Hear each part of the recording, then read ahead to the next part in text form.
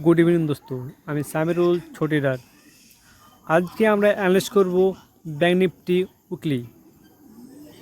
যে দেখতেই পাচ্ছেন ব্যাঙ্ক নিফটি এই জোন থেকে প্রায় এখানে একটা ইভিনিং স্টার ক্যান্ডেল তৈরি হয়েছিল, তারপরে মার্কেট একটু পুলব্যাক নিয়ে এখানে একটা ইলগালফিন ক্যান্ডেল তৈরি হয়েছিল বিয়ারিশ। তারপরে মার্কেট এখান থেকে অনেকটাই মার্কেট প্রায় 11% মার্কেট পড়েছিল। তারপরে এই যাতে মার্কেটটা ছোট্ট একটা সাপোর্ট নিয়েছিল, তারপরে এই যে বুলিশ একটা ইলগালফিন ক্যান্ডেল তৈরি হয়েছিল, তারপরে পুলব্যাক নিয়ে মার্কেট আবার পড়ার চেষ্টা করেছিল। কিন্তু যেহেতু এই জোনে একটা ভালো সাপোর্ট জোন ছিল, তাই এই জোন থেকে মার্কেট ডজি ক্যান্ডেল তৈরি হয়ে মার্কেট বুলিশ গেছে। বুলিশ যে মার্কেট আবার একটু এখানে গ্যাপ ডাউন মার্কেট ওপেন হয়েছিল, কিন্তু মার্কেট কন্টিনিউ দিতে পারেনি। মার্কেট দুদিন একদম ভালোই উপরে গেছে মার্কেট। তো দেখতে পাচ্ছেন মার্কেট একদম অল টাইম হাই পেয়ে মার্কেট একদম ব্যাঙ্ক নিফটি দাঁড়িয়ে আছে।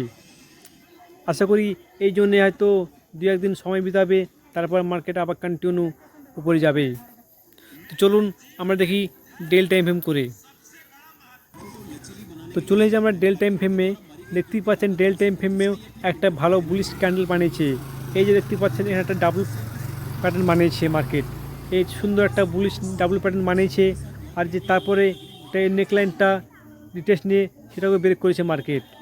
এটা হচ্ছে একটা বুলিশ চার্ট প্যাটার্ন। তবে ফলো করবেন মার্কেটে এইসব জোন থেকে রেজিস্ট্যান্ট মার্কেট আছে। এই রেজিস্ট্যান্ট জোনটা এখান থেকে হয়তো ছোট্ট একটু পুলব্যাক আসতে পারে, যে মার্কেট সাইডওয়ে হয়ে আবার কন্টিনিউ করে যেতে পারে। তবে ট্রেড করার আগে আপনারা নিজে অ্যানালাইজ করবেন, নিয়ে ট্রেড করবেন। ধন্যবাদ।